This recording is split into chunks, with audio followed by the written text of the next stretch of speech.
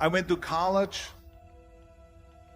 I went and worked out 5 hours a day. And I was working on construction. Because in those days in bodybuilding, there was no money. I didn't have the money for food supplements or anything.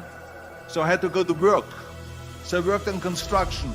I went to college. I worked out in the gym. And at night, from 8 o'clock at night to 12 midnight, I went to acting class 4 times a week. So I did all of that. There was not one single minute that I wasted. And this is why I'm standing here today. With the age of 20, I went to London and I won the Mr. Universe contest as the youngest Mr. Universe ever. And it was because I had a goal. You see, if you don't have a vision of where you go, and if you don't have a goal where you go, you drift around and you never end up anywhere. 74% hate their job in America. The majority of people don't like what they're doing because they're really not doing it because they didn't have a goal and they followed this goal. They just aimlessly drift around and then all of a sudden there's a job opening, so they get their job because you have to work. But then when you work, it's a chore. It's work. It's not fun. So if you think about, only a quarter of the people really enjoy what they're doing in life. So people always ask me, when they saw me in the gym in the pumping iron days, they say, why is it that you're working out so hard? 5 hours a day, 6 hours a day, and you have always a smile on your face. The others are working out just as hard as you do, and they look sour in the face. Why is that? And I told people all the time, I said, because to me, I'm shooting for a goal. In front of me is the Mr. Universe title. So every rep that I do gets me closer to accomplishing that goal, to make this goal, this vision turn into reality. Every single set that I do, every repetition, every weight that I lift will get me a step closer to turn this goal into reality. So I couldn't wait to do another 500-pound squat. I couldn't wait to do another 500-pound bench press. I couldn't wait to do another 2,000 reps of sit-ups. I couldn't wait for the next exercise. So let me tell you something, visualizing your goal and going after it makes it fun. You've got to have a purpose no matter what you do in life. You've got to have a purpose. And Muhammad Ali worked his butt off. And I saw it firsthand.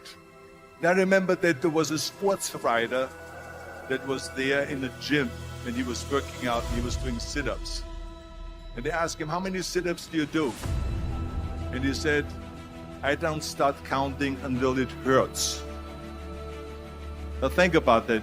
He doesn't start counting his sit-ups until he feels pain. That's when he starts counting. That is working hard.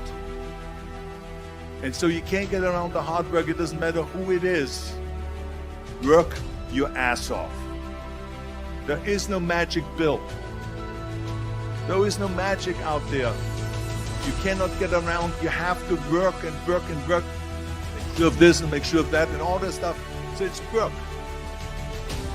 And it drives me crazy when people say they don't have enough time to go to the gym for 45 minutes a day and work out. Or to do something for 45 minutes to an hour a day to improve. If it is physically improve or if it is mentally to improve. Imagine you read 1 hour a day about history.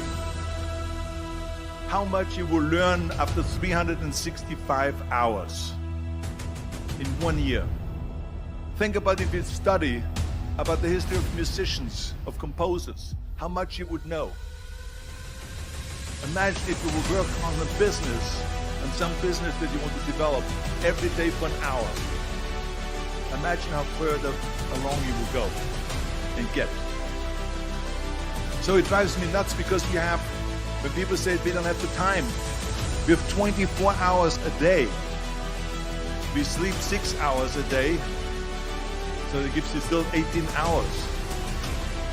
There's someone shaking their head out here trying to say probably, I don't sleep 6 hours, I sleep 8 hours, right? Or just sleep faster. So we have 18 hours a day. The average person works around 8 to 10 hours. So let's assume it's 10 hours, so we have 8 hours left. Then you travel around an hour a day, maybe 2 hours a day. So now you have still 6 hours left. So what do you do with these 6 hours?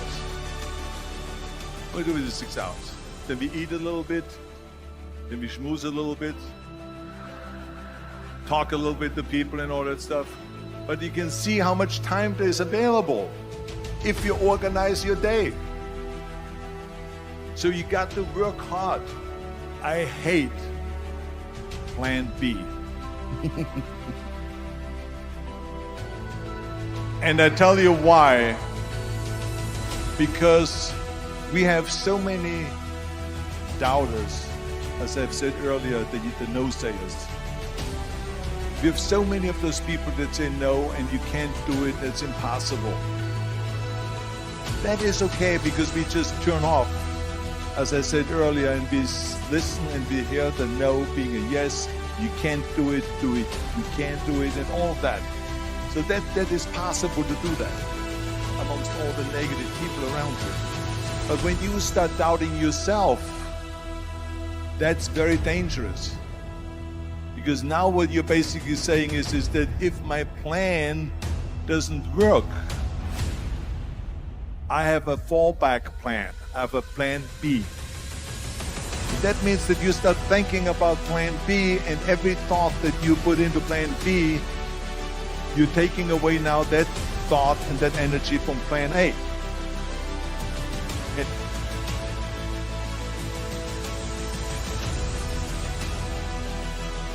And it's very important to understand that we function better if there is no safety net, because plan B becomes a safety net. It says that if I fail, then I fall and I get picked up and I have something else there that will protect me.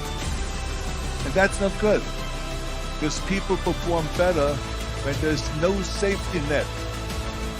People perform better in sports and everything else if you don't have a plan B. I'm telling you, I've never ever had a plan B. I made a full commitment that I'm going to go and be a bodybuilding champion. I made a full commitment that I'm going to be in America.